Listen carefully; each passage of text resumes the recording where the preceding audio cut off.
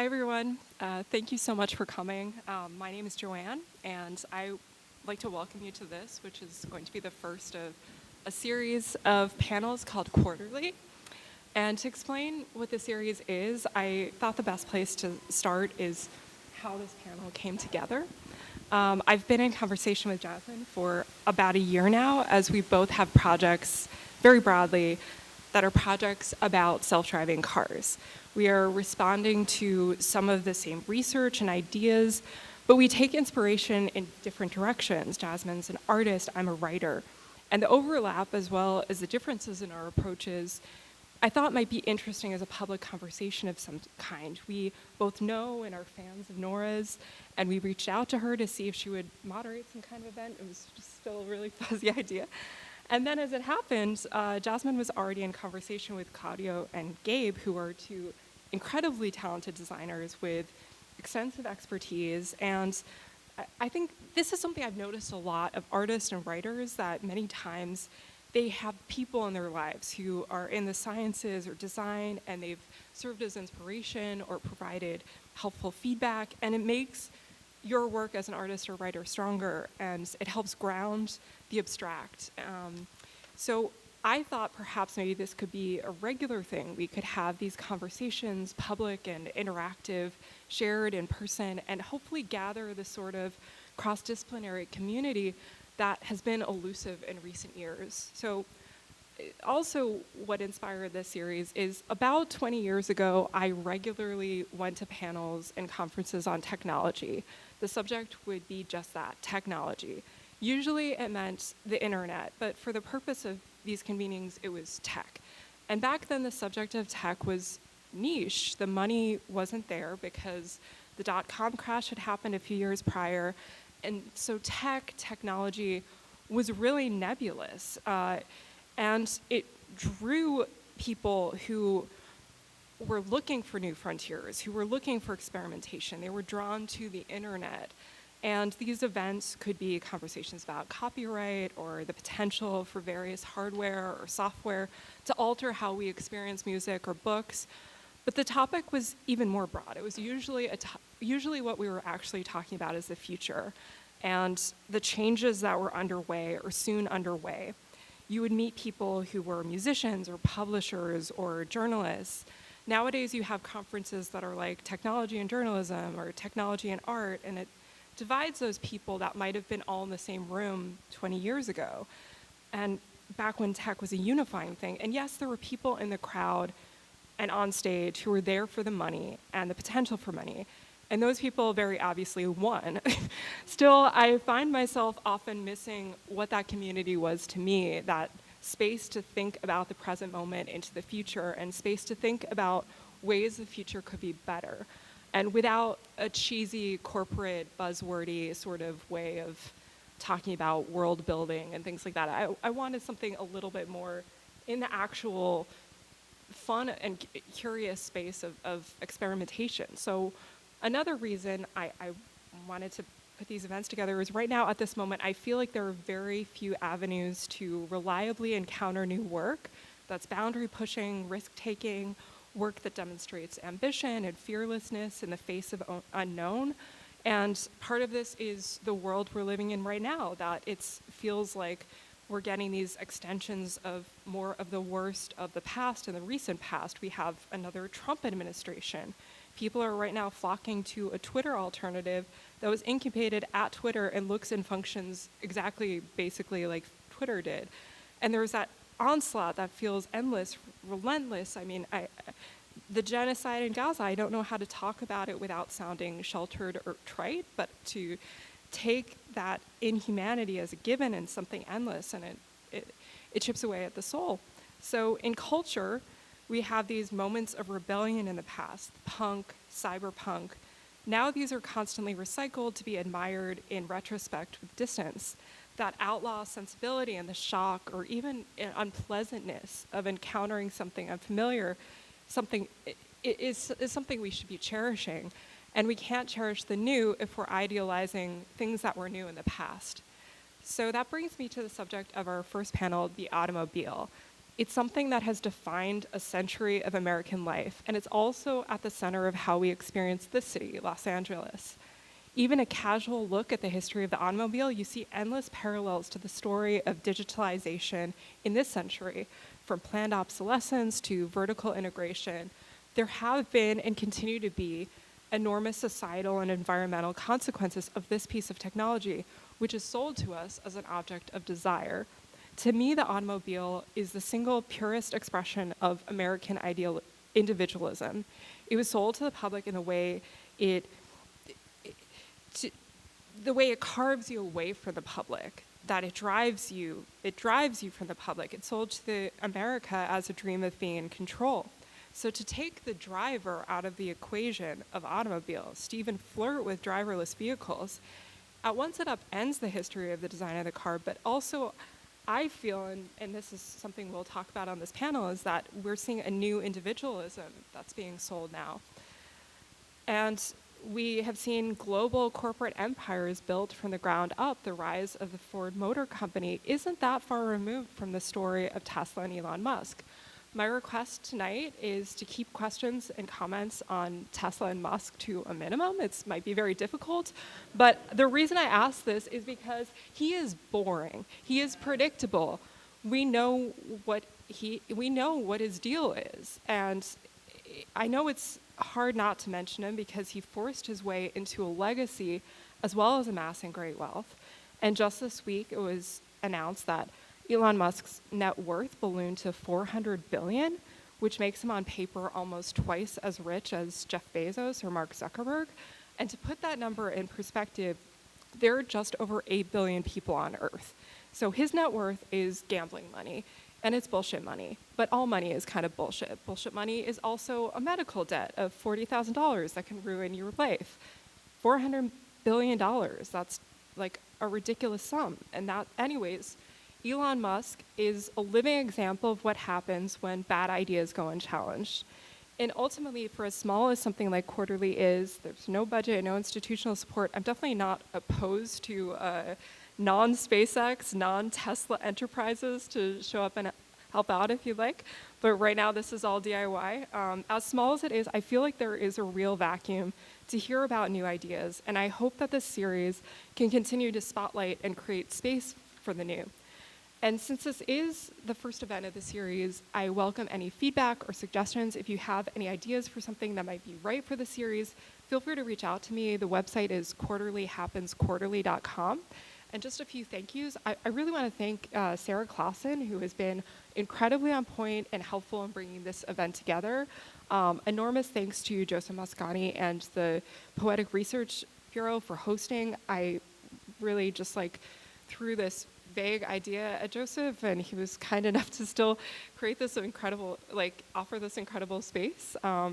Thank you for JC Gable for support, to Mimi Ziegler and Cynthia at Stairwell Gallery for inspiration. Thank you to Todd Anderson at WordHack also for inspiration. Thank you to Claire Evans and Julian Barjona, who is video recording. Thank you.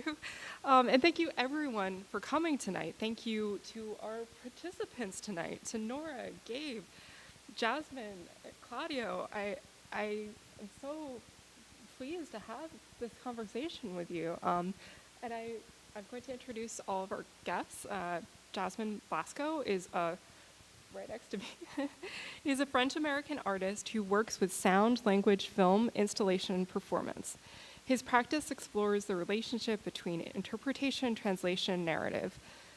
Blasco's work pays particular attention to the evolving dialogue between communication systems and their embodiment, observing the ways in which narrative emerges out of the encounter between the lived experience and the built environment. His work has been exhibited at the Antarctica Pavilion, at the 2017 Venice Biennale, Istanbul Modern, the V&A, the Mac Center, and numerous incredible spaces. Also, to my far left, we have Nora N. Khan, who is an independent critic, essayist, curator, and educator based in Los Angeles, where she is currently Arts Council professor at UCLA in Design Media Arts. Her books are AI Art and the Stakes for Art Criticism, Seeing, Naming, Knowing, and Fear Indexing the X-Files with Stephen Warwick. And to the right of Nora, we have Claudio Carbone, who was born in Florence, Italy, raised in a parking lot of a Fiat dealership, and formed creative skill set in Turin as a designer at Stile Bertone. Taking naps in the Steros Zero, he realized interiors were his safe space. Under Technicon and Vintech contracts, he got hired to design, lead, and manage teams at some of the most prestigious design offices in LA, such as General Motors, VW, Honda, and Faraday Future, where he helped manage a team from ideation phase to beta car building. He founded Carbone Studio in 2018 and declared independence from OEM careers, expanding further into a more diverse yet more intimate and sustainable way of working. And finally, in the middle, right there, Gabriel Wartofsky is a Los Angeles-based designer and strategist who leverages design to reconnect people to the joy of everyday life. His work is dedicated to creating joy-driven products, spaces, and experiences that celebrate individuality while fostering a sense of community. With a deep understanding of the intersection between design, technology, and culture, Gabriel has been at the forefront of innovation, shaping future-forward products and systems that blend delight with environmental responsibility. And joining them is me, Joanne McNeil. I'm the author of the novel Wrong Way and the book Lurking: How a Person Became a User. And thanks again, everyone, for coming out tonight.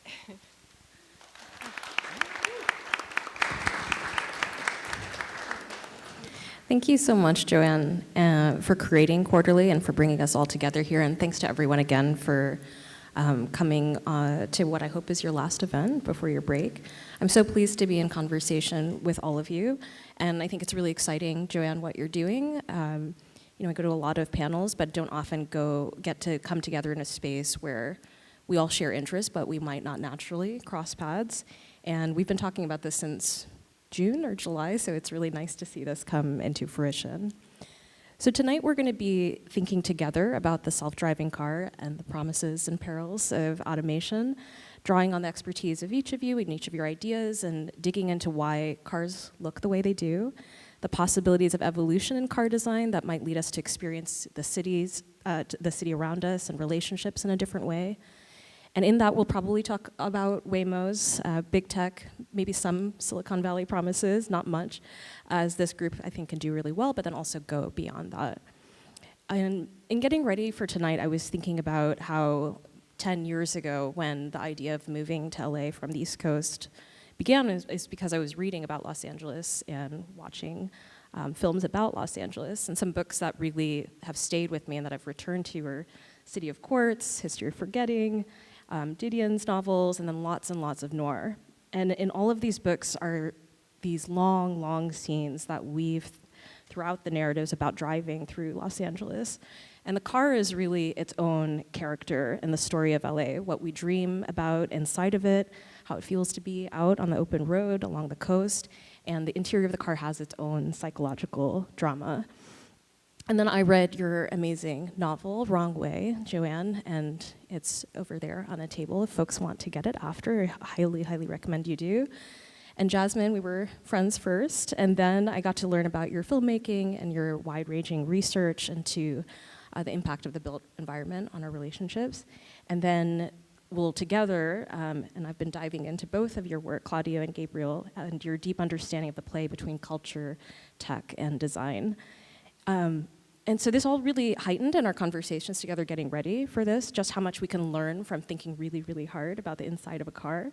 So today we'll be talking about cars' designs and their interiors, both materially and poetically, taking up the car interior as both site and metaphor for the bigger systems and changes that we're caught up within.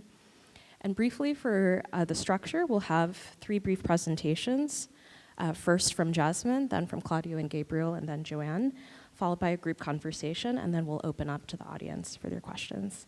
So Jasmin, maybe you can start us off.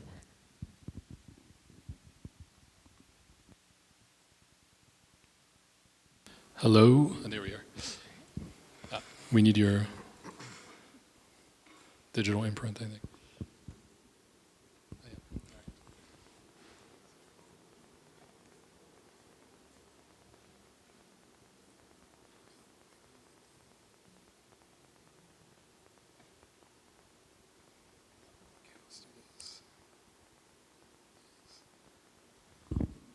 Okay, that seems to work. All right.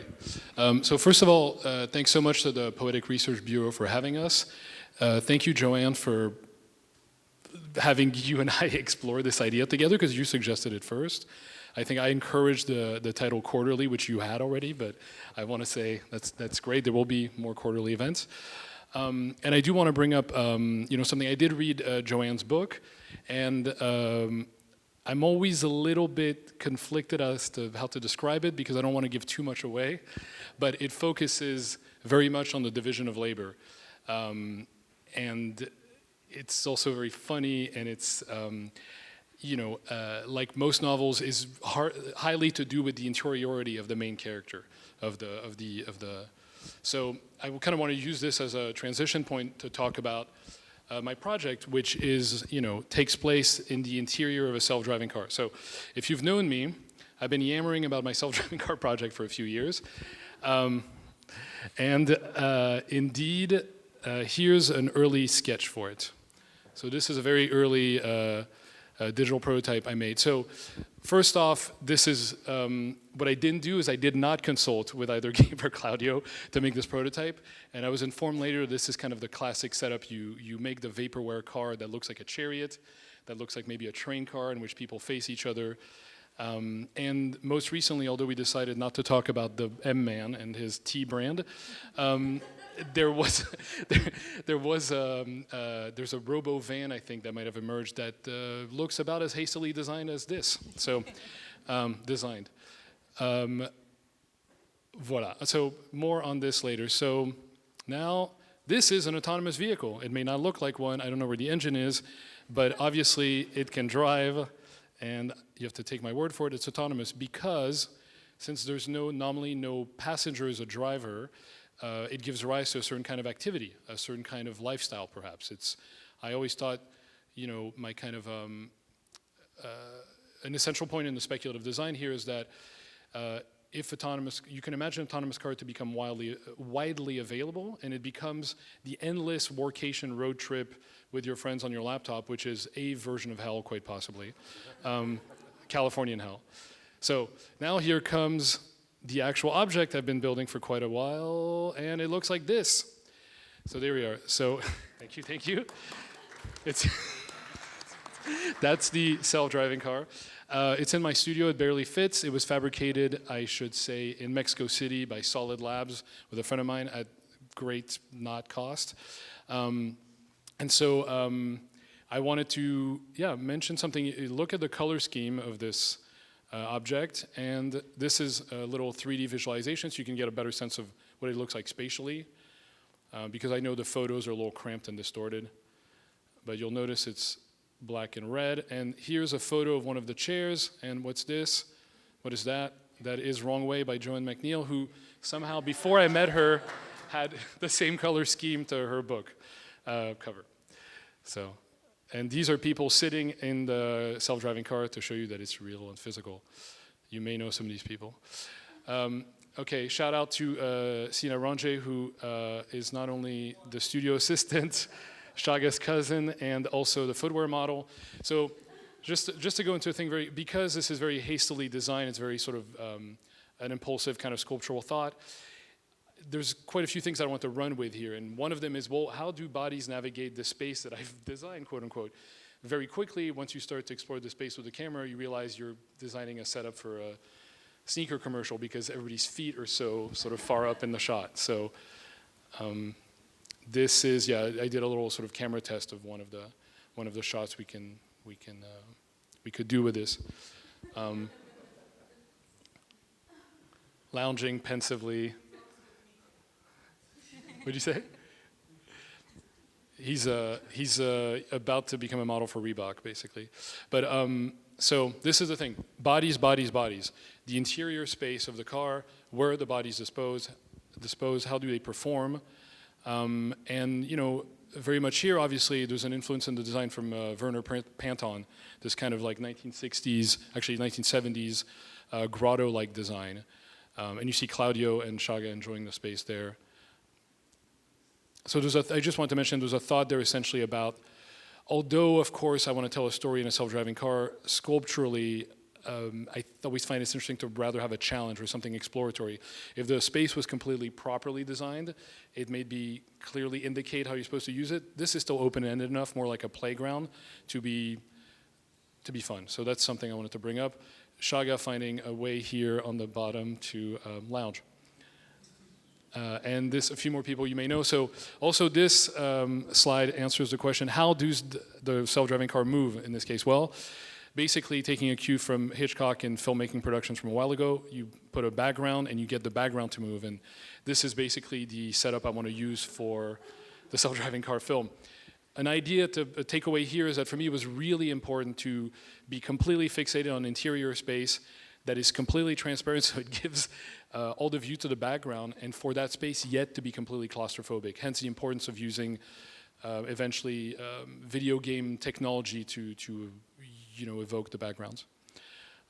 So that was the stagecraft of where the bodies are, but now screenwriting, because I'm writing a story. So screenwriting, already we have the topics of language, character, and you start writing, and you keep writing, and you write some more, and then you write some more, and you write some more, and hopefully the narrative structure emerges, or not, as the case may be. But so rather than talk about the structure of storytelling, I think for today what I really wanted to focus on was one of the themes that's emerging out of this exploration that's character-driven. So there's some moral dilemmas that may emerge. And indeed, okay, so what are they? So we're going to take a little detour to examine what's really on my mind, which is glass. So the idea is that sort of glass is a great modernist material, right? It's really there usually to offer a view, but of course it has its transparent. It also exposes the person looking. Typically, you think of modernist buildings having glass very far up. The view is for the kind of somebody to enjoy. But of course, in this case, the whole thing is we get to be voyeurs and peer in back into the car and see what performances may occur. So that brings us for what's happening into the car. And so there's a comment here. In the same way that the self-driving car itself is kind of a lab to test out new behavior, I realized in writing that there's kind of a hypothesis that was sort of structuring itself in the story I was writing. It's the trust hypothesis. So bear with me. So here we're back to glass. Glass is transparent.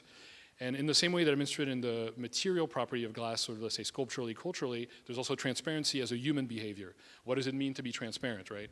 So typically you think, in the common parlance, I'm very transparent about what how much I might cost to be hired. I'm very transparent about sort of, it's announced as a gesture of being earnest, right?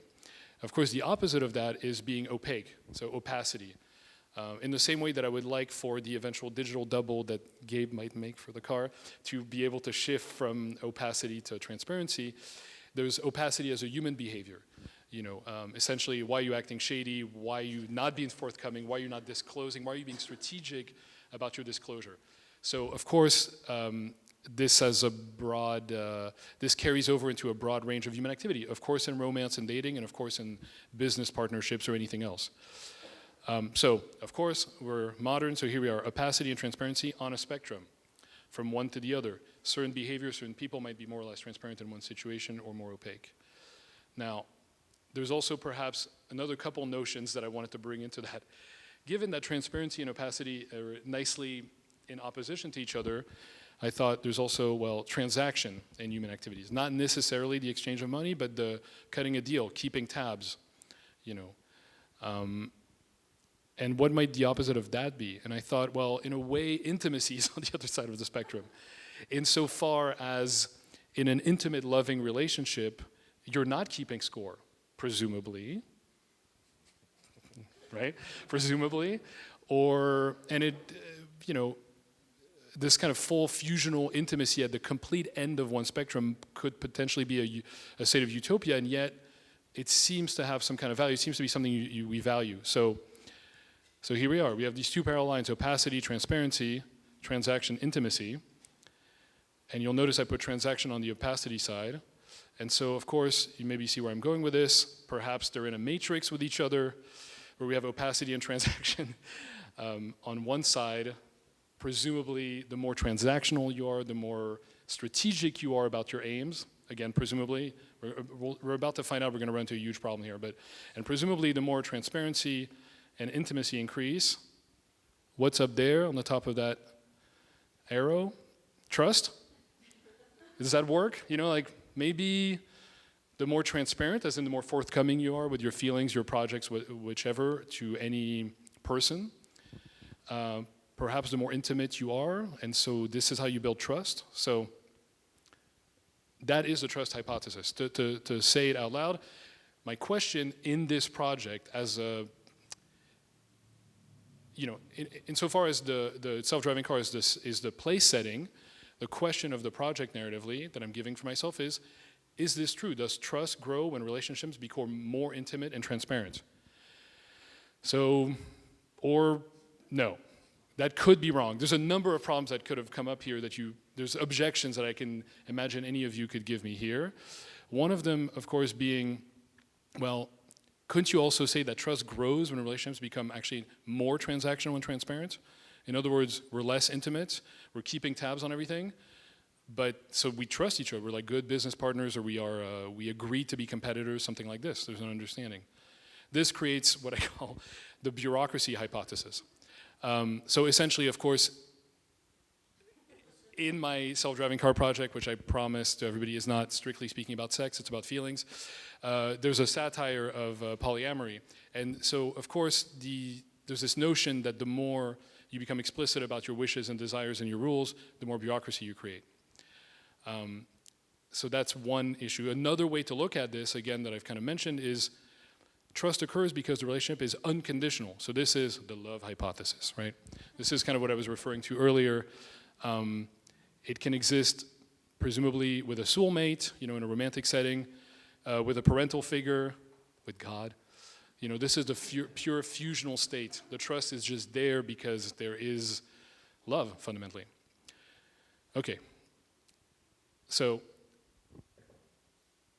just to follow what we're doing, I discovered this is maybe the hypothesis inside my project. I'm also breaking it because I find it useful to, the schema is only useful to place some of my characters within it. You know, certain characters may find that extreme opacity can be extremely intimate. There's different ways, different positions we can have in this matrix. And also the whole matrix may be the wrong and foolish premise. I completely acknowledge that. So stop. In the name of love, why are we talking about this? Let's bring it back to car design, because that's why we're here tonight. Why do cars look the way they do? Right? Why do cars feel the way they do? In other words, here I was discussing trust in the context of human relationships, or deal making or deal breaking or intimacy in the context of human relationships. But of course, we're here with designers and we all have an interest in these objects that move us around the city every day. So if a car is autonomous, can I trust that it will make ethical decisions? That's one of the big questions that's looming for all of us. I mean, outside of the fact that, you know, is this even another useful consumer product that we need to have? But the autonomy itself, the discomfort, one of the many discomforts, if it's truly autonomous, from human interaction in real time, does it represent my ethical decisions, right? So this is another dilemma that looms, the classic trolley dilemma. So very quickly, the trolley dilemma is when faced with a decision where you have no good outcomes. In this classic presentation, the trolley is just rolling down the street. Somebody has the power to do nothing and let it run over 5 people, or proactively sets it on another course and kills 1 person on purpose. So these are impossible situations for people or machines, right? But there is this kind of fear of the self-driving car making that decision for you on your behalf, you know, as though it's going to rate, you know, animal life or human life differently, right? For example. But so this is all an assumption about a topic that I think will lead into some things that we've discussed with Claudio and Gabe, is the assumption that you feel safe. You can trust something, you feel safe. The car will either protect the passengers within it and take a risk to hit somebody else, or you are very selfless and you will set it to kill you before it hits somebody. Either way, are you willing to surrender control? And if you're willing to surrender control and the whole thing is indeed safe or feels safe, could it be made of transparent glass? Can we have my kind of like ambient performance vehicle traveling through the city of LA with adjustable levels of opacity and privacy?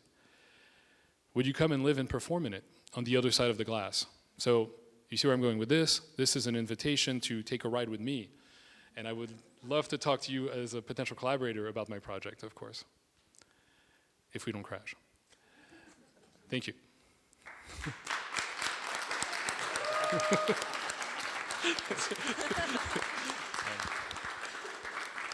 So yeah, thanks. I didn't want to take too much time, but as I said, I think I want to, outside of putting you on the spot, I want to continue our actual conversations about the proper design of cars once we're done with this evening. So, fantastic. Hello, everyone. Gabriel, that is my name, and I'll be beginning, and Claudio will end the presentation.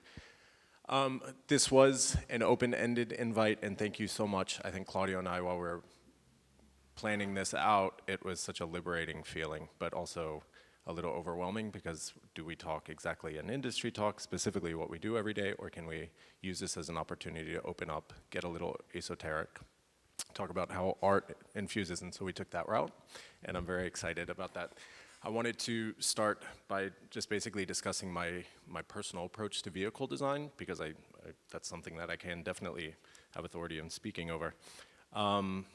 Mainly that my work as a designer kind of exists between that of an artist, and by artist I mean someone who creates things out of a form of self-expression, and one as a designer who designs and creates in the service of others. I come from a unique perspective in this, is that I was raised by a family of bicyclists who absolutely hated cars. And one was a dancer, and one is a painter as well. So the art aspect was something that I was raised from a very early age to feel. But never owned a car, never rode on a motorcycle, I mean. And yet I design both now. So it's a form of emancipation, and I think that's the first thing I want to speak to. This is Bessie Stringfield. She's a motorcyclist. Her whole spiel, or one of them that really spoke to me, was spending her life traversing the country on her motorcycle as an African-American woman in a time when that wasn't the most popular thing to do, and finding her community through that. My personal journey, being a vehicle designer, is a sense of emancipation that I have from this bicyclist family. I love the way that I was raised, but it was this form of proclaiming myself and my identity in opposition to the way that I was raised. The second value or motivator that I have is the vehicle design is a portal. And I speak to contemplation, ceremony, curation, a reconnection to the magic that exists in everyday life inherently, that speaks to me through vehicles.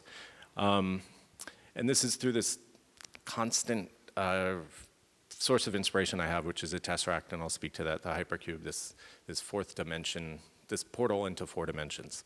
And I'll speak to that a little later. And then animism, this notion that goes as far back as Shinto, that machines have souls.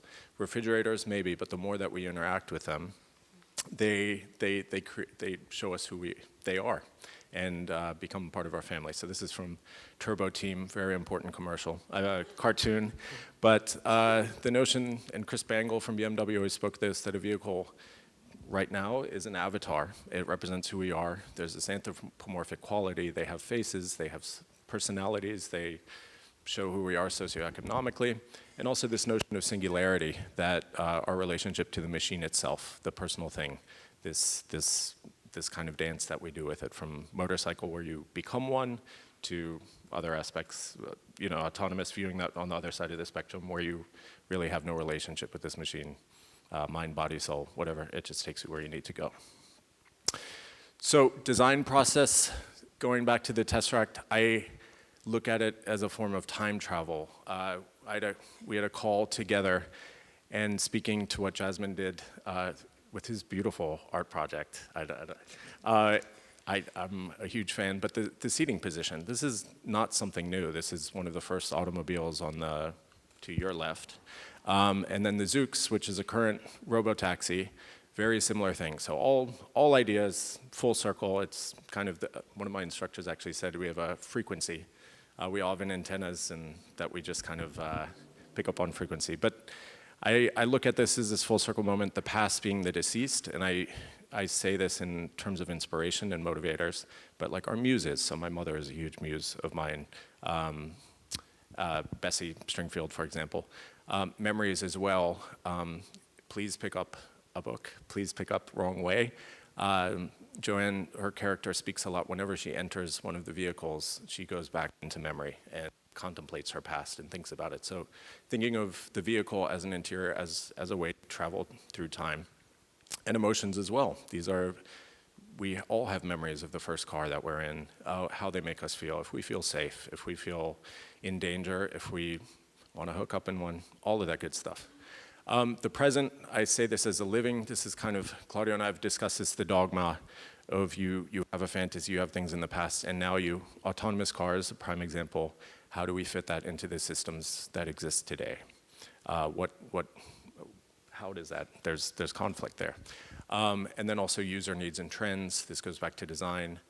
You know, the cup holder thing from the 90s, BMW has fantastic cars that drove, no one bought them in the US because they didn't have cup holders. So the realities of design, something to think about.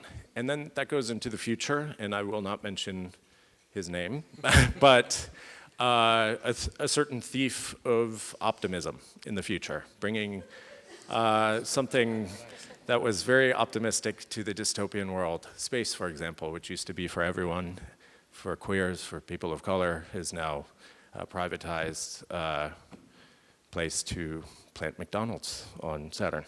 But anyway, I look at this as the unborn, as where fantasy can still exist, opportunity, but also this sense of planning anxiety. I think terraforming and climate change are escapes that we look at that cause anxiety, the big unknown, but the big opportunity. I left my biography a little vague, and this is actually the project that Claudio and I met on, but this is for a major automotive company and brand, mainly, and this was a branding exercise for them, that a lot of automotive companies are going through, and they were, that how might an automotive brand renowned for its venerable driver experience and spirited gas engines adapt as the world shifts towards autonomous electric vehicles? So in order to design for the future, my philosophy is one has to know and honor the past. So this was a Japanese company, and a few parts of the experience that I wanted to kind of instill that were in the brand, but we needed to wake them up because gas engines don't count, were the notion of craftsmanship. And so this is a very quick take at the project, but the traditions of kirigami, samurai armor, and then also memory materials that remember movement and can move and animate on themselves. Then the notion of ceremony, tea ceremonies, how the vehicle welcomes you into its interior.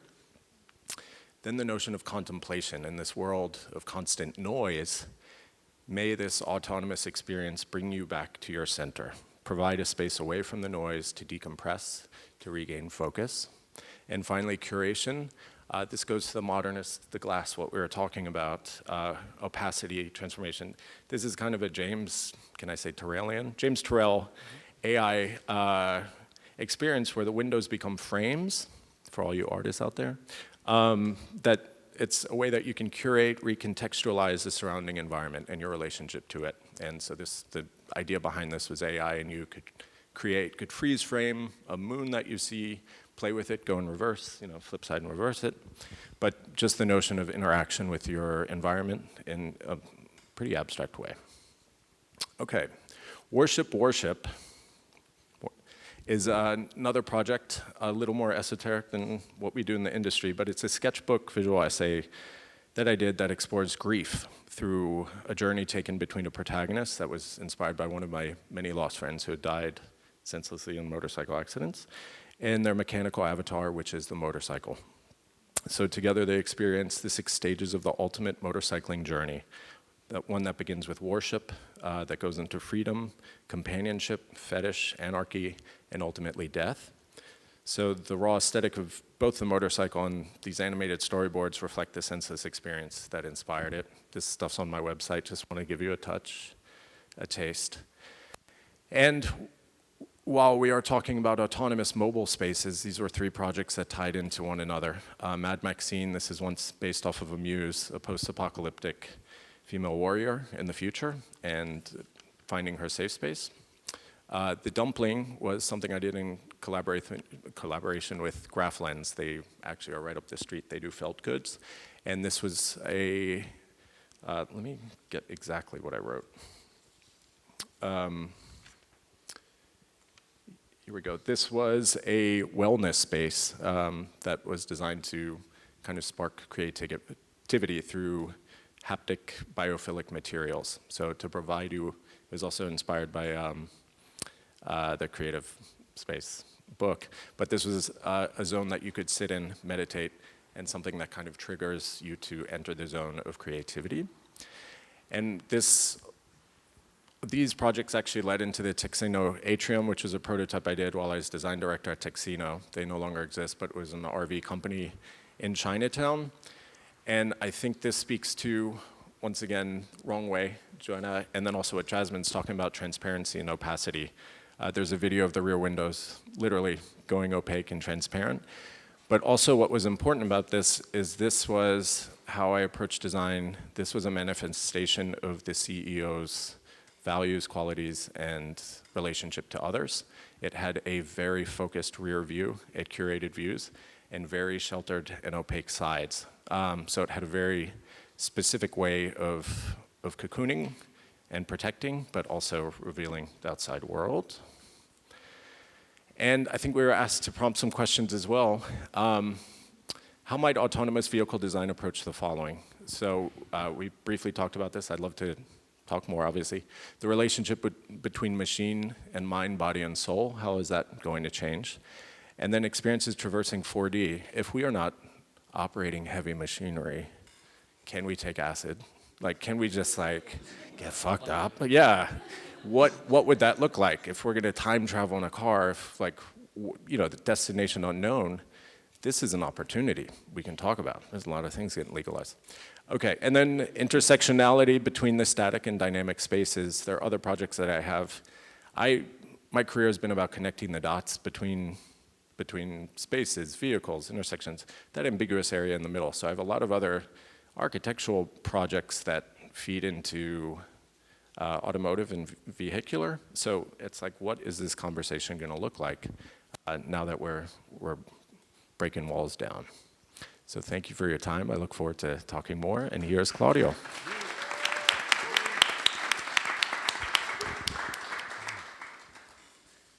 Well, thank you, Gabriel. That was beautiful. And it says a lot of things that, you know, we share because we work and live together. So, and also this is my first panel, I think, that I've ever been part of. So, thank you, Joanne, Jasmin, and Nora. So, yeah, and that's my name. But so, yeah, I'm not sure why cars look the way they do, but it might be a little bit my fault because I worked in cars for 25 years, did a lot of interiors, vents, steering wheels, all the things that you probably don't need anymore in a world with autonomous vehicles. But I've had to, I wanted to think about autonomous vehicles since I was at school. So actually, these are some of that you see there. There are some of my projects from my design school portfolio. And yeah, besides all the classic, you know, interior, exteriors, all the, you know, car designers, kind of classics. I wanted to play with the idea of autonomous in two, like the first two images you see on the left, they're from the same project, and there are probably like a very, say, literal way of thinking of a social environment. It was actually a car made for like stoners that don't really know if they're driving or not. In fact, I had the past, where maybe like a joystick makes them think that they're driving. Maybe, you know, they can rearrange the interiors they want because they could be alone, they could be with other people. and even like the way you walk in is supposed to be like walking into just a space without making any effort. And the other one was like maybe also very literal, but like kind of like my poetic side, and I'm imagining something completely abstract, like some sort of like Tuareg that needs a car somehow to like drive through like the desert, and there's like all this history of all this. I don't know. There was a theory behind it that doesn't make a lot of sense now, but back then, like I was like trying to find something very intimate and very poetic to kind of balance the technical world that I was about to get in as a car designer. All of this started, yeah, as Joanne said, like in a parking lot of a car, like a dealership in Florence.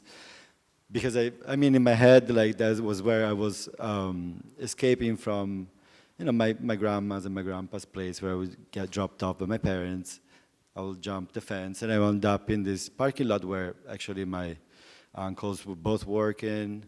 But I'll find this shelter in these vehicles parked there, and the idea of, obviously it was just how I grew up and my second nature, but like thinking about it then, now like it was a discovery of a place that I could make my own, and the car, where I could build my own like story. And even if the cars weren't moving, actually like there was a sort of like traveling that was happening in there. And I think that's why like also, I mean, I want to think this is like one of the reasons why I'm drawn to interiors of car more than exteriors. Like exteriors are have more of a like an attraction that is like more like broad and public, and like the interior is like is always like it's definitely more intimate and more close to me. But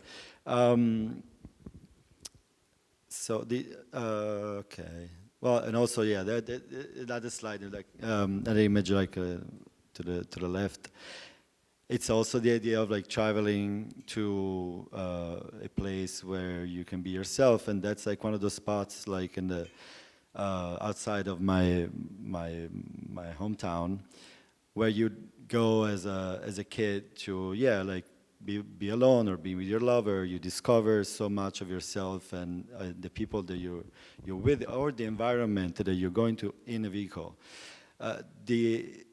The fact that you're driving the vehicle is very important in that stage.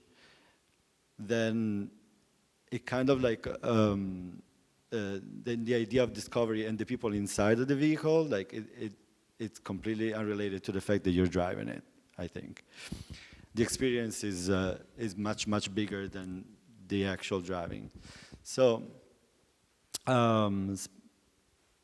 this is what happens like then when you know, a car company asks you know, a designer to like think of autonomous vehicles. And like I think this is interesting, yes, definitely, because it was a project where we met, and it's because of yeah, it's a big corporation that has asked us to really think outside the box and express, like, imagine what could happen if the vehicle, it's not driven by a person, but it's autonomous, and that changes a lot of paradigms. And as you can see, like, I think this is interesting also because it was like a whole kind of like it started with a whole cut and paste from other objects found on the internet, like pieces of art, pieces of like furniture, all of that, like in a way, like kind of like stretched and readjusted to like human proportions, like, or like movement proportions or not, becomes a vehicle. When you're imagining an environment or a contract, let's say, where nothing can happen to you, or maybe you're okay getting in trouble, but you're still taking the risk, and you're then being transported by a glass vehicle, or a vehicle, as you see, like on top left, like for example, was just something that was like, okay, what does this autonomous vehicle need to be enclosed? Like, can it be just like a platform with something that you can grab on? Because maybe this vehicle doesn't really stop; it just like goes maybe like at this slow speed. Maybe these vehicles are not for the public space that we know now, the streets that we know now, but they're for different kind of streets. And so that, like to the extreme, like yes, I also like put at some point like a picture of a house and put like wheels on it, and that kind of like morphs it into a vehicle in a way. Like then I was like, what car Bjork would drive, or like be driven, not even drive, but what would be like Bjork's, self-driving vehicle? I mean, if you look at I'm not gonna get into detail, but like our image board there, like it's literally like things like share written on. So like, because we at that point, like when like the idea of like a car driven is off, is not on the page, like you can think of like something, where like maybe the traveling happens like inside of the car, like not because of the car. How do we open this car? Like the ingress egress can become like something completely different. Like the car, like one of these cars that was completely closed, like a bullet. Like this word came out like many times, which wasn't great. But also, it makes you think like, okay, there's no more need for like windows because you're not really driving the car. So, what these walls are going to become, like at some point, like a wall became also like the floor, the red carpet to get in. There's no real like logical reason, and these like are not problems that we're solving. We're more like creating problems with this kind of stuff. But it's part of like the process of like. I think like I like the getting in trouble kind of idea, like because like we're thinking that like autonomous like will make things easier, but maybe it can make things a little more interesting or fascinating, or like give it some other aspect to the use of the transportation and the vehicle itself that we're not used to. And yes, it got us together. And this slide is just like about like how this my relationship with cars and with interiors, like how it's morphing through time. Considering that I've tried to get out of cars many times in my life, and I always get dragged back in. And this time I got dragged back in for something that I'm actually really excited about, which is talking to you all. But working in automotive, like you always get drawn into like these extremes, and like one of them is like the driver's vehicle, like so.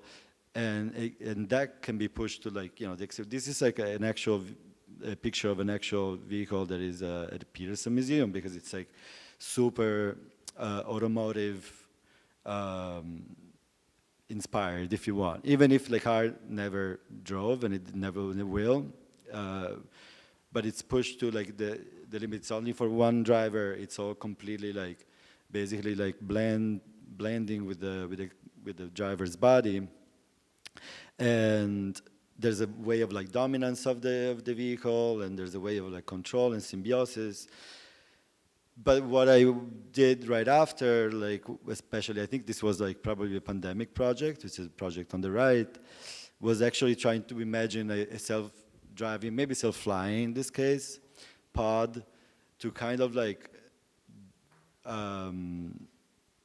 to disconnect in general from space, and but also to elevate and celebrate the person that drives, that is a passenger. So the idea of passenger and driver is usually blended in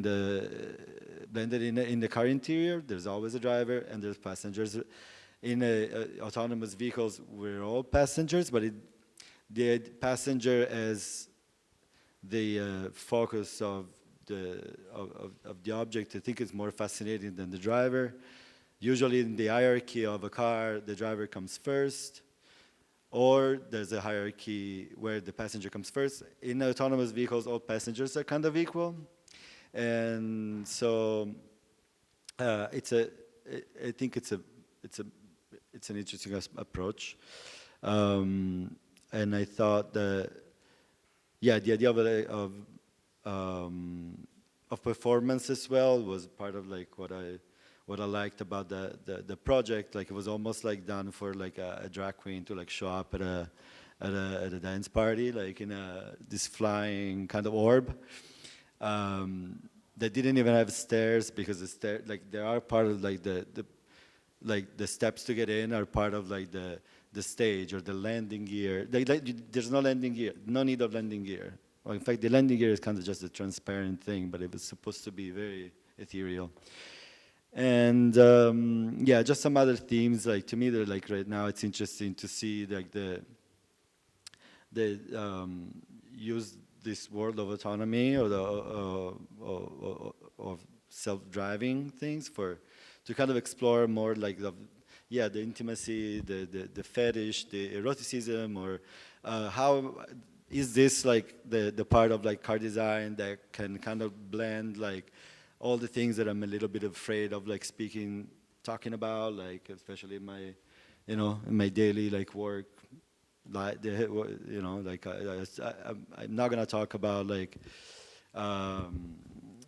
intimacy maybe to the CEO of a car startup, because it's not the point, but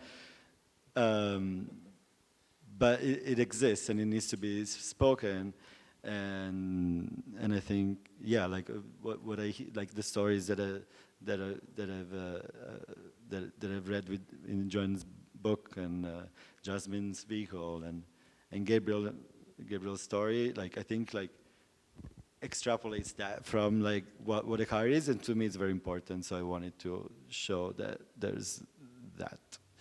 And yeah, so my questions like would be, I mean, I have a lot of questions. I just had to write a few down, but as a professional in automotive, I think like I want to understand where I don't know where my responsibility lands. Like there's like because like we're talking about like the Charlie paradox, and I'm like, that's not my fault. Like I mean I can make like the Charlie experience like more interesting, why you're there, why you're alive in it. But like I'm like, I want to know like what is expected from me, like, and also what is expected from me to do in a way that is not exploitative, or like or that is not just like blindly like cruel.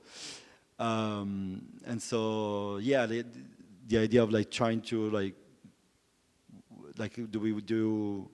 are we talking about mass production, and then or we're talking about really specific objects, very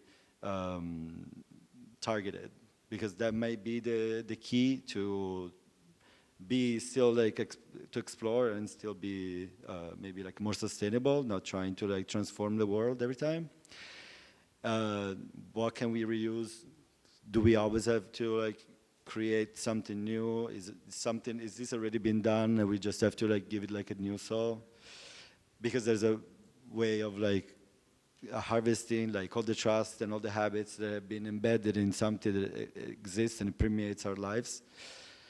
And yeah, and are we drivers, or we're like passengers, and like what does it change for our work? Like can we be good passengers and like do like this work of car designers like in good consciousness, or we are disruptive monsters? So these are my questions. Thank you. And the novel that I wrote is a very different approach because it's fiction. Also, the time when I started writing this book was 2018, and self-driving cars were in the news constantly as a thing that was on the horizon. And I, as a technology journalist, as someone who covers tech, I had like some skeptical feelings. I was like, okay, if I write this novel which deals with self-driving technology, give myself 5 years for it to actually get finished, published, I think I'm safe. I think this, like, they're always pressing the timeline back. They're always saying it's just on the horizon. Every technology is just on the horizon. And of course, like, we're living in this moment right now. You can take a Waymo in Venice Beach if you want to. You can take a Waymo, and for many years you could take a Waymo in Phoenix, Arizona. And that existing technology, I feel like I was right. I mean, I feel like I was right, and like the Waymos really do not, like, they're really not that impressive when you see what the limitations are. They're geofenced, can only go on surface streets. They're located in cities that already have sunny skies, and it's not just that they can't function in the rain, it's that the puddles, like the depth perception of puddles could be quite dangerous if they drive on a rainy day you just can't estimate whether the car will, go sideways or crooked or something. It's really not safe. So at the same time, we hear about them as this living thing when there are so many caveats, and one of those caveats being remote operators, which every single allegedly self-driving car company has a fleet of workers who may not have like a remote control steering wheel, but they definitely they'll set breadcrumbs, as they put it, and like if a car is stuck, they're navigating the car remotely without an actual remote steering wheel. So ultimately you still have a driver. The driver is remote. And these are all things that, another thing that really interests me about the self-driving car is that this is in some ways a compromise as a future anyways, because the whole thing that you'd hear constantly in science fiction, especially in mid-century, is like, where's my flying car? And it's like, these cars don't fly. Like, I just don't. And then another one of those technologies that's always on the horizon is like a flying car taxi. And apparently, like, this past year has been a great amount of development in that space, but I really do not think we are, not in our lifetimes are we seeing the roads in Los Angeles being replaced by like sky roads. It's just, I feel pretty confident in making that prediction. Maybe a few people will have these sky taxis, but it's going to be a certain class that experience that. But again, like what's really been great about these conversations that we've had leading up to this event is I really wanted this is a novel. I wanted it to be a story. I wanted it to be a very, in many ways, ordinary in the ways that like ordinary people have eccentricities and strange ways of doing things. This is a real story of a woman as technology is happening around her. And that ultimately was putting that human story in contrast with the technology that we are constantly living in, that, the man I said I don't want to talk about will get on the news and announce something, and it can actually ruin my day. Like, he can buy Twitter, and it can really change my life in many ways. Like, there are just things that these people who have enormous power, how just like tiny, tiny moves in the scope of their own lives can have ripple effects to all of our lives. And that I felt you could only really see it through the story of someone who is ultimately as powerless as a worker gets in this tech ecosystem.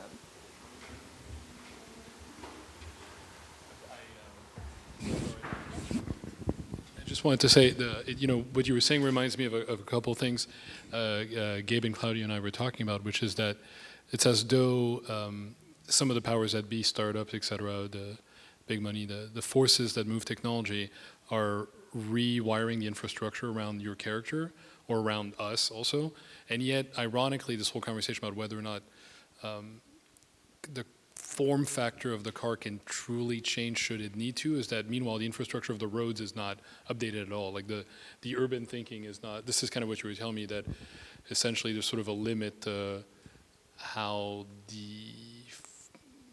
the car can change shape in terms of the roads it has to be ready for, right? So there's this sort of irony like that was very early on in my project. I thought, you know, yeah, let's improve the car, make it more futuristic, make it more automated, more next level. But in fact, this is still we're still optimizing traffic somehow. You know. Yeah, actually, one thing I want to add to that is that we have roads that are now to capacity with the way of retail right now, which like another kind of quiet theme in my novel is like the death of malls, the death of department stores, and I felt like it was really crucial to loop into some of these themes because it's basically, I've been trying to buy a new pair of shoes and it is impossible to go to a store and expect people to have my size in stock and multiple brands of shoes. I need to order them all on the internet, have them sent to my house and delivered by someone, and like that we are to capacity with these workers who have incredible, thankless jobs with unreal expectations on them, what they need to meet as quotas for the day, and all of this because we have this crumbling retail economy that's so personally driven, obviously centralized through Amazon and other companies that operate through Amazon or like Amazon, that we no longer can just, that drivers are going to your door instead of just like dropping goods in one place where we can all shop at. So it's crowding the roads is what I'm saying. Sorry, it's like crowding these roads with delivery drivers and delivery packages. Yeah, go ahead. This is a little off subject, but it is on the subject of why cars look the way they do. Yeah, that like CUVs, SUVs now is a reaction to many things. One being the crumbling infrastructure that we drive on, but two, we were discussing this briefly. In the 90s, you had the bubble, the jelly bean aesthetic, and that was when things were a little more optimistic. And when society is optimistic, you get more bubble cars, you get more round, organic shapes. 9/11 happened, we got the Hummer, we got this more faceted kind of military aesthetic that inspired. So pop culture definitely is reflected in automotive design and crumbling infrastructure and this. So and then this ability, like vehicle as protection as opposed to, and you can see that in the Fiat Multipla, which was the opposite. It had gigantic windows and huge greenhouses that you could view the world, and then the aesthetic came down to these slot windows and the world is your enemy. So something to think about in terms of why cars look the way they do. It very much ties into what's going on. Thank you all for the presentations, and I just want to mark that we're at an hour, so if folks need to get up and go to the bathroom, the bar, I think, Joseph, is also open next door, so like feel free to go to get a drink and come back. But I have 4 questions, just so folks know that it'll only be 4 questions. They escalate in intensity, so I wanted to start small with your personal memories, and you've shared some really lovely memories. I really loved hearing from both of you. One about being in the dealership cars when you were younger, and Joanne, you've shared some anecdotes about when you were writing wrong way, that you would hang out at your father's work, and your father was an aircraft mechanic, and you were trying to tap into that early core memory, sensory memory of being in the aircraft hangar and watching all of the people and the pieces that it took to maintain and propel planes off. So I was wondering if all of you could, if you can, share an early memory of automation specifically, as it might relate to how you come to systems design now, because you each come from such different and rich theoretical and material grounds. Do you have any early memories of automation that shape or link to how you think about it today? I have one core memory that does tie to this. It comes into, but it's around 4-leaf clovers and automation, and why I designed this into automation as it is. So there is an automation link, but coming from a family of bicyclists, my mother and I would always ride bicycles together, and we both shared this knack of finding 4-leaf clovers. And I remember they would be in these patches of like dog shit or like in very busy traffic areas, and just watching your mother stop despite traffic and look down. And one time I felt a little ashamed or a little curious. I think our aunt drove by in a Jaguar. I was a little embarrassed. And I was like, Mom, why are we doing this? And she knew I love cars, and she's like, magic exists everywhere, you just have to be able to look. And she's like, those cars are coffins, and this is why, you know, you need to connect in this way. So that's something that I carry with me, is this, and why my mission is like reconnection and connection to this thing that often gets taken away from us when automation happens. Well, I can just expand on that anecdote you mentioned. Yeah, like one of the core sensory memories that I was drawing on when I was writing this book is that when I was a child, my father was an aircraft mechanic, and pretty regularly I would go to his hangar, and you know, sometimes it would be as like take our daughters to work event kind of thing. Sometimes it was just, you know, the family showed up when he was there. And I feel like that gave me a view of what's actually happening that might seem automated, that the experience of an airplane might seem just like this powerful technology, but it is actually cared for by enormous amount of labor. And I think that in this book, I really kept drawing on those experiences as a child, walking into these spaces and being so fascinated with objects made of materials that are so clearly not from the natural world. Like when you're 5 years old, you don't necessarily have a strong sense of what metal even is, but it's clearly not natural. The smells and the sounds and this like, and also that it is because his job is caring for these airplanes. It's like it is care. It's a great deal of hard work and also just care for people that these workers might never even see, but that I felt I could feel that this was like a real commitment, not just because it's a job, but commitment to this is part of civilization. You need these machines to work for our society to function. Yeah, so it's just like the opposite of what you're asking, but I would still say it's kind of, then when I would get on a plane, I'd know that it was not seamless at all. It was actually a lot of hard work. Thank you. Well, I think part of the like to me, like that experience of like getting in touch with these machines, like it kind of like the same way as Jan's. Like I never got into the mechanics of it, but like the idea of like having these shelters that were accessible to me, but like at the same time, also they were almost like not even more like private property of anyone. They were just there, like in this, you know, parking place. Like would make them like very fascinating. But I think like, so that part to me like ties to the autonomous, mostly because like kind of the whole driving mechanics was kind of erased in my memory.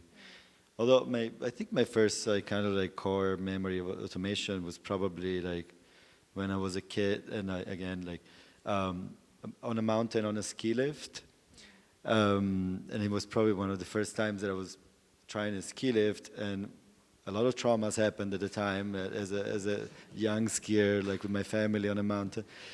But at the time, I was like on a very high mountain. I remember, like in the fog, and I was attached to this little thing that it is an automated like chair, right? Like just hanging from this foggy nothingness, and obviously, like I fall. There's wind. I can't see anything. My parents are like I can't see them. They're up there. So I was alone in this autonomous like seat. There was. And I fell, and I didn't want to lose this seat that I obviously used like wrongly. It was all my fault. Like, what if I lose this seat? I'll be left alone in the middle of this glacier. And so I basically like kept like getting dragged by this thing up. It's a lot, but like, I still have a scar here.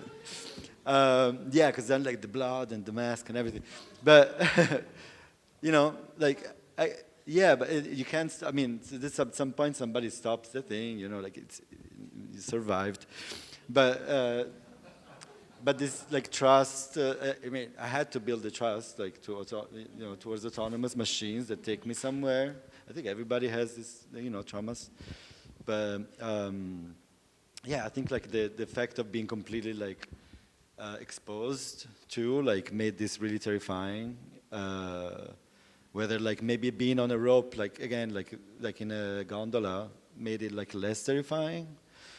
But you're still like hanging from like a great altitude, and it's still an autonomous thing. So it's I don't know. It's just in my story. Wow. Wow. Thank you so much. Thank you for sharing. I think I inadvertently asked the most intense question first. I think these are actually going to get easier. Jasmin, do you have any memories? I was thinking about, I don't know if I have a childhood story of automation, strictly speaking. And certainly no one can top blood in the ski mask, I think, so far. But I was thinking, there's sort of an indirect story of automation in my life. When I was 15, I was watching a documentary about music from Detroit. And so, of course, at some point, Iggy Pop shows up and he says that the most inspiring thing to him at the time, whether he's saying it for effect in the documentary, is he went to the Ford factory as a kid and he saw the big machines that go, like, I don't even know what car part he's talking about. But he said that was sort of the thing. That sort of, and of course I'm getting this secondhand, but I think in a way that aesthetic impact of the idea that somebody committed conceptually to whatever that is, that excites me still. So I don't know. That's perfect. Thank But you. it's so childish, but it's really like that's the sort of the sonic byproduct of automation has more of an impact in my life, I think, probably. Beautiful. Let's move to some of the deeper philosophical questions that you've all brought up while talking about memory, emotion, control, agency, ethics. And you've all talked about like the story and promise of what automation is supposed to do for us, in that we're asked to trade our self-determination, which is like mediated through the car, and you've all showed this in your slides, essential to living in a city like Los Angeles. And instead, we rescind our privacy, our data, to have ourselves understood as a content of a quantified self. And so in exchange for this agency, become this kind of like model slotted into, Jasmin, I think you described your nose as a neo-cybernetic system. I had to put that in. So your inputs and outputs are kind of sublimated into the logic of the car. And the car is deciding what's best, the car is deciding what's optimal. But of course, there are all these stories of broken automation, wayward automation, hedged automation. Joanne, you mentioned this piece where you have this great piece where you rode 4 Waymos on a rainy day. I forgot whether it was in Phoenix or what city it was, and each car had a driver in there instructed not to really engage with you because hydroplaning is such a huge safety issue. So how do you each think of the set of contracts and compromises that we make when we become users getting into what is essentially a software platform? And in case of a crash, where do you think that the responsibility lies for the car's decision? Is it with the designers, the engineers, the company, or the passenger? This feels like a game show somehow, but yeah. But that's if anyone of you wants to take that up, and also feel free to speak to one another too.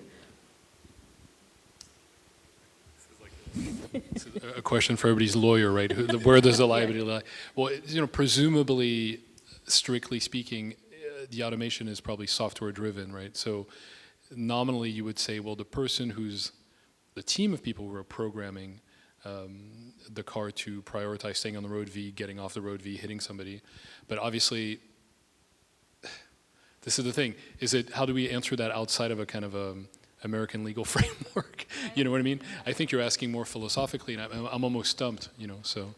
What I would add is that we're thinking about the self-driving car. In many ways, there is an ideal version where there is no exchange taking place, where you just enter this vehicle and it works. And then but if you keep kind of thinking in this utopian framework, we're talking about public transportation, because why do we need these individual cars? It's not it's as soon as you take it off a track, if these vehicles were working in kind of this legible space where everyone was kind of like following a legible map, the problem with the vehicles is that they're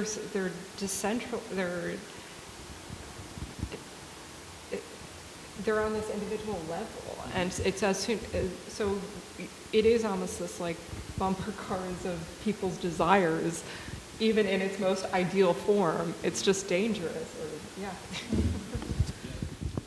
There was a pivot. I had an electric bicycle company another lifetime ago, and the idea of like zoning, for example, where we found success was not in individual purchases, because people were mainly scared of getting hit by cars or just being a target at all times. We found corporate campuses, so speaking to these zones or downtown areas where autonomous vehicles can play nice because they read each other, and there's no less human error and less integration. So then it's that separate but equal. Claudio and I were actually talking about, yeah, public transportation, but Waymo is a Jaguar.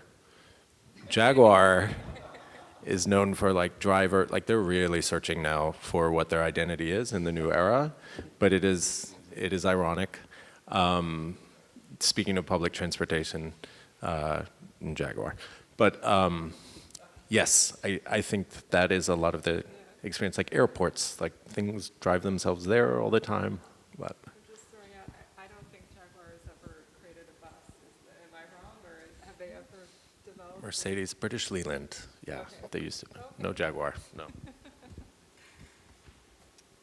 Yeah, no. Yeah, you said it.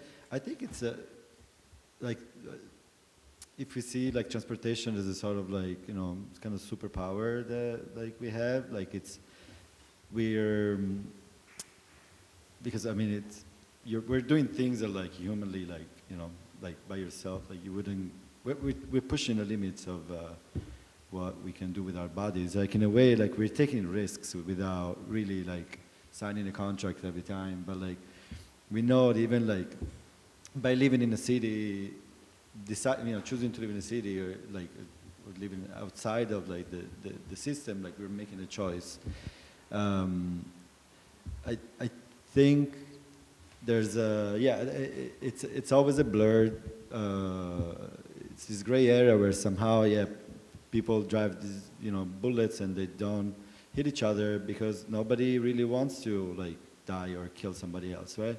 So like it's kind of like built across over this contract that it's like human, and it's the reason why, horrible things don't happen like every day, or I mean they do, but like not, anyway, I don't know exactly, but. But yeah, like it's always existed as like as a form of like something that we go beyond our limits of our bodies, right? So we can try to make it like more sustainable or more like comfortable or more interesting or more like resemblance to what we are, but at the end, it's still something really, really dangerous, like and very, except that it's quite fascinating that it works as well. So like, I don't know. One thing that I really loved in your slides, Claudio, was there was like a tiny, tiny image of, I think it was like maybe your last slide, it was like intimacy and eroticism, and you were talking about what you couldn't talk about with a CEO of a company, but like those libidinal, sensual, affective elements are still there in design. And I think one interest that we all share is the impact of technology and technological design on the psyche and our sense of self. Like design of a space obviously shapes psychology, architects shape psychology, design of a self-driving car shapes how a person thinks of their agency and responsibility to themselves and others, right? And it's like put into high relief. And Jasmin, I was really struck during our studio visit as you're thinking about this film, you're looking at the kinds of relationships that the container of the self-driving car makes possible, but also what this car moving on forever and ever in a desert-ish kind of landscape makes possible in the drama between partners, lovers, and friends? What are they able to say to one another that can only happen in that car going on forever? And that's really stayed with me. So I'm curious, as we maybe kind of branch out and move, come to our close, how do you think of the psychological space that the self-driving car produces? These cars in endless motion, connecting people in this seamless network of jobs. What kind of relationships, and Jasmin, you put it beautifully, human arrangements, family, kinship, and care or lack of care, do they produce? And what do they bring out in us even as they obscure?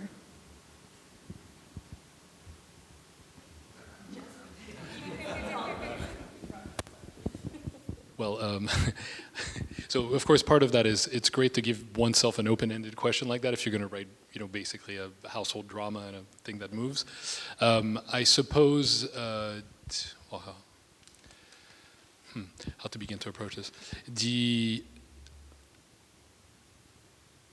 It just seems like a good device to examine what a family structure could become, and when I say could become, it implies the potential more aspirational utopian cleaned up Californian models of that idea that that we all want to tend to satirize / dream about, and simultaneously that's why I got straight to the thing about how do we deal with each other. So who has responsibility, how does one structure a relationship? I mean, I think it came up in Claudio's project. It's like the structure of the relationship between the passenger and the interior of the car also has rules that you could speak out or formalize, or just have it in a kind of formal language. For me, it's sort of to do with this, compromise and drama. Like how do we live together? How are we with each other? The first question about the psychological space, I think, is very much was very present in both your presentations. Is also, I'll do two things. One thing was very present in Claudio and Gabe's presentation was the space for wandering. The space for potentially introspection and traveling and transport and what that means, and eventually taking acid while having sex, or what like anything you could do in the automated car kind of thing, right? So there's kind of that vector. Simultaneously, that's only permitted by a certain opacity thrown on a division of labor. I mean, clearly. And so it's kind of fascinating. My project is highly class-coded in the sense that, of course, in a way, these people that are in this car are doing non-manual labor. They're free enough to discuss their feelings, essentially. And as you're right to point out, they would be probably supported by people working much harder, catching up to them in vehicles that are not self-driving to deliver stuff. There's kind of an absurdity there. That's some stuff. I don't know. I mean, it's the car is to dream, I think, also a little bit. So there's also that. It has to have all those aspirations, those desires, and for me, I like to throw in the claustrophobia and the unpleasantness, because for the drama, you seems to call for it anyway. Yeah, I think that's interesting because some of the artists that inspired me, and most car designers, were Sid Mead. Sid Mead was this magnificent designer, illustrator, California-based, designed all the movies that we know, and he did have a huge component of eroticism in his design. He designed many. There's a Playboy car that he designed based around the act of now what now what you expect from transportation in a way, but it's really it's for sex and exploitation in the most curated way. So I think vehicles have, because they're in the same way as buildings, they are containers of this, and they're not. To me, it's interesting because where does the work of the designer or the artist stops? We can give ourselves a project, or we can make it vaporware, project to show how we would design a space, a self-driving space, like, because it gives us so much openness. But in the end, like all these like events, whether they're like connections, whether there are, you know, hiding, anonymity, all of that happens already in objects that are designed now without that intent. Or I think the intent is there, like maybe embedded in the details, maybe embedded in the fact that like the accessibility of it, which makes it like more important. Maybe I don't know. There are like two different levels of like what is actually accessible and what can be used for all these ways of like living, or what is actually designed as a stage. You know, like and I think we're here. We're kind of like blending the two worlds, like the world of the mass-produced, like what's like why everything out there looks the same, but also there's not just that, because like there's vehicles like for movies, there's vehicles for for art, there's vehicles for campuses, and so like what can we take from all this? I think it's just Joanne, you have a lot of scenes inside of cars. Can you tell us a little bit about how you wrote through that and look over the narrative of the book? Well, I think I was just continuing a lot of my writing to that point in nonfiction. Journalism has been about surveillance.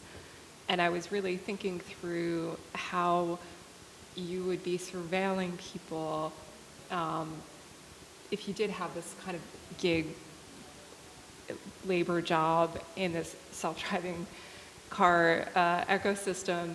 And it also, in some ways, there are parallels to jobs in tech that we know about, things like content moderators at Facebook, who you, as a user, might have this very seamless experience of being on a social network. But in reality, there are workers, many of them in the Southwest or the Philippines, who are not paid very well at all, and their job is to monitor content and make sure that nothing sordid goes your way. And in many cases, there's really excruciatingly awful material that they are exposed to and traumatized by. So I know we have this experience in tech, many workers who have this incredible intimate, and again with like the intimate experience of being in a vehicle, but also intimate because you have someone seeing you that you might be completely unaware of. And then again, this is a long-standing history of how cross-class connections work, that if you are very upper class and have attendants, if you have chauffeurs, if you have maid service, they are seeing your life in a way that is an incredible view on who you are and your tastes and your habits.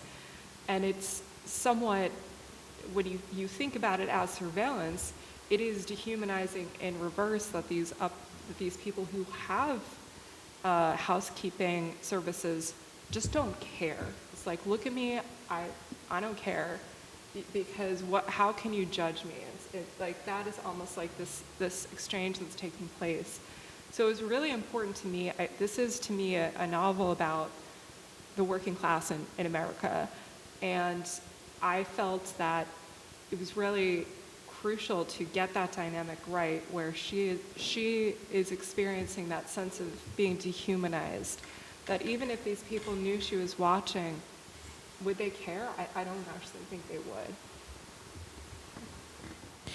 I think this actually helps us thank you, and this helps us bring us to this, the last question, because we've been talking about the self-driving car as a container for so many other kinds of social and technological developments, and I think this is the hardest question, but we've brought up trust a number of times, so I think my question for everyone is, how do we maintain trust with one another in the future, forged within these within the context of these relationships to tech innovations that work to erode trust. So, smart devices betray us all the time. Algorithms deny us for loans and healthcare and jobs.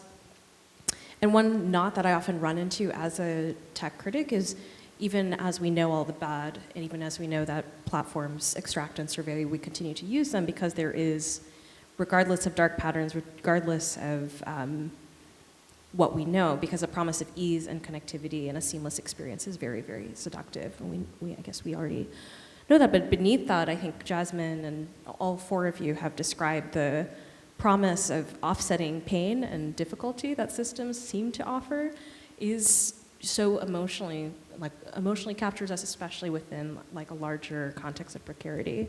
So there's a huge bargain we're making and huge long-term costs that we're only just beginning to grapple with.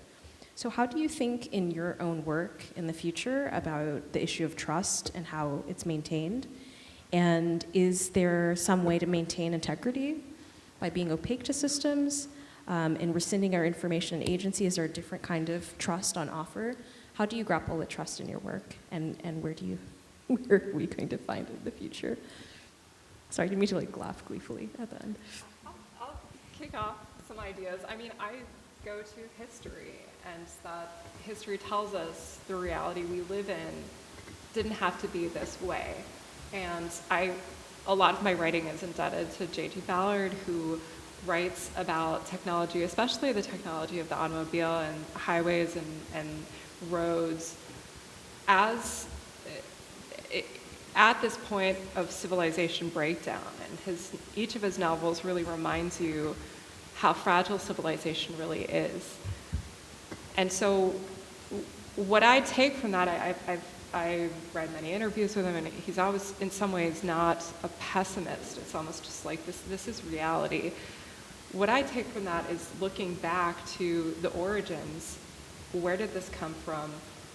Who decided it? Because you realize, in many ways, this technology is senseless, that it wasn't galvanizing. No one necessarily wanted it.